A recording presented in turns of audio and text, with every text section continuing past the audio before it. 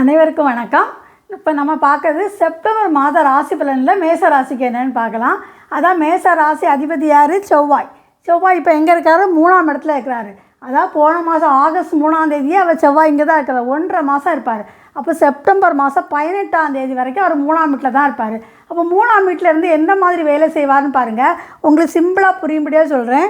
அதாவது 1-8க்கு அதிபதி 3ஆம் வீட்டிலேருந்து 6, 9, 10 இந்த இடத்துல அவர் ஆக்டிவேஷன் பண்ணுவார். அது குருவோட நட்சத்திரத்தில் இருக்கிறனால குருவோட வீடு என்ன 9, 12 இந்த இவ்வளோத்தையும் அவர் ஆக்டிவேஷன் பண்ணுவார். அப்போ நமக்கு ஈஸியாக புரியும் பார்த்தீங்களா? உங்களுக்கு இந்த வீடெலாம் ஆக்டிவேஷன் பண்ணால் எப்படி பண்ணுவார்? அதாவது 3ஆம் இடம்னு சொல்கிறது முயற்சி இல்லையா? அப்போ அது பகை வீட்டில் இருக்கிறாரு. அப்போ உங்களுக்கு கொஞ்சம் ஒரு எண்ணங்கள் போராட்டங்களில் இருந்து தான் நீங்கள் வெற்றி பெறுவீங்க. ஏன்னா அவர் இருக்கிற நட்சத்திரம் குருவோட வீடு, நட்புக வீடு.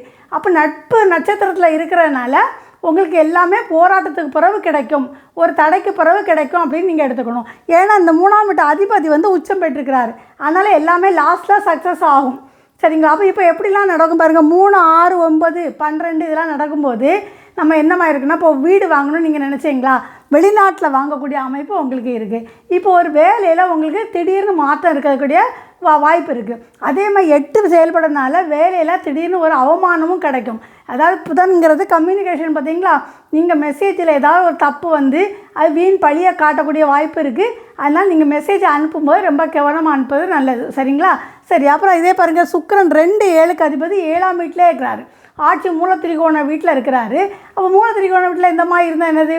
அதான் காரக பாவனாசின்னு சொல்லுவாங்க. சுக்கிரன் 7ல் இருந்தால் காரக பாவனாசின்னு சொல்லுவாங்களா? ஆனால் இது மாளவிகா யோகத்தையும் தருது. அப்போ மாளவிகா யோகம் அதிகமாக செயல்படும்.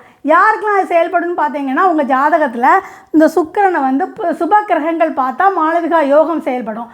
பாவ கிரகங்கள் பார்த்தாச்சுன்னா அது காரக பாவனாசியாக மாறும். அதாவது சுக்கிரனு கூட பாவ கிரகங்கள் இருந்தாலும் அந்த மாதிரி செயல்படும். இந்த மாதிரி அமைப்பு இருக்கக்கூடாது. சரிங்க? அப்போ ஒரு திருமணத்தை தடை ஏற்படுத்திகிட்டே இருக்கும். அப்படி தான் நம்ம சுக்கிர தோஷம் இருக்குது அப்படின்னு சொல்லுவாங்க. அப்போ திருமண தடை. அப்போ நீங்கள் அதுக்கு என்ன பண்ணணுன்னா, வெள்ளிக்கிழமை துர்க்கை அம்மனுக்கு நெய் தீபம் ஏற்றுங்க. இல்லைன்னா வயசானவங்களுக்கு அவங்களுக்கு என்ன தேவையோ அந்த தேவையை நீங்கள் பூர்த்தி செய்தால் நம்மளுக்கு திருமண தடை இல்லாமல் வரும். ஓகேயா?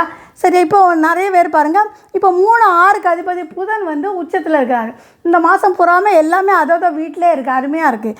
புதன் அதிபதி உச்சம் ஆட்சி பெற்று இருக்கிறனால இப்போ உங்களுக்கு எந்த மாதிரி இருக்குன்னா, நீங்கள் இவ்வளோ நாள் போராடி கிடைச்சது எல்லாமே உங்களுக்கு யாரெல்லாம் எதிரியாக இருந்தாங்களோ அந்த எதிரிலாம் உங்களுக்கு இப்போ காணாமல் போவாங்க. இப்போ கோர்ட்டு கேஸு வழக்கு ஏதாவது இருந்தால் அதுவும் சக்ஸஸ் ஆகக்கூடிய அமைப்பு இருக்குது. இப்போ நீங்கள் மனைவி பேரில் கடன் வாங்கி ஒரு தொழில் செய்யலாம் அப்படின்னு நீங்கள் நினைக்கக்கூடிய வாய்ப்பு இருக்குது. அதுவும் உங்களுக்கு செய்யலாம். சரிங்களா? அதுமாதிரி பஞ்சமாதிபதி சூரியன் 5ஆம் வீட்டில் அவரோட வீட்டிலே ஆட்சி பெற்றிருக்கிறாரு. அது கூட கேதுவும் இருக்கிறாரு. ஆனால் கேதுவும் சூரியனும் சேர்ந்து இருந்தால் அப்போ நம்ம என்ன கிரகணம்னு சொல்லுவோம்.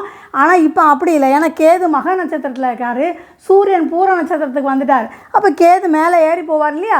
அப்போ நமக்கு அந்த டிகிரி வயசாக பார்க்கும்போது அது கிரகணமாக ஆகாது. அப்போ சூரியன் வீட்டில் இருந்தால் எந்த மாதிரி வேலை செய்யும் பாருங்கள். 5ஆம் வீட்டில் பூர நட்சத்திரத்தில் இருந்தாச்சுன்னா எப்படி இருக்கும்? 2, 5, 7, 11ஆம் வீட்டை பார்க்குறாரா? அப்போ இந்த மாதிரி இருக்கும்போது உங்களுக்கு இப்போ என்ன லவ் மேரேஜ் பண்ணிகிட்டு இருந்தால் நிச்சயமாக லவ் மேரேஜ் நடக்கிறதுக்குள்ளே வாய்ப்பு இருக்குது. ஏன்னா செவ்வாயோட தசாபூர்த்தி நடந்தால் அது திருமணத்தை கொடுக்கல. ஏன்னா இல்லை 7ஆம் பாவம் செயல்படலை பார்த்தீங்களா?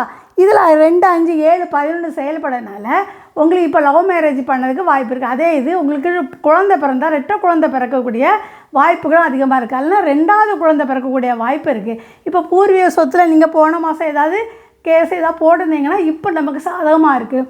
தந்தை நம்மளுக்கு சப்போர்ட்டாக இருக்கக்கூடிய வாய்ப்புகள் இருக்குது. அப்போ சூரியனால் இந்த விட நிறைய வாய்ப்பு இருக்குது. ஆனால் சூரியன் நெருப்பு கிரகம், நெருப்பு ராசியில் இருக்கிறனால கேது முடிக்கு காரகன். அதனால் முடி நமக்கு அதிகமாக உருளக்கூடிய வாய்ப்பு இருக்காங்க. முடியை கவனமாக பார்த்துக்கணும். ஓகேங்களா? சரி, வேறு என்ன கிரகம் சொல்லிட்டேன்னா எல்லா கிரகமும்.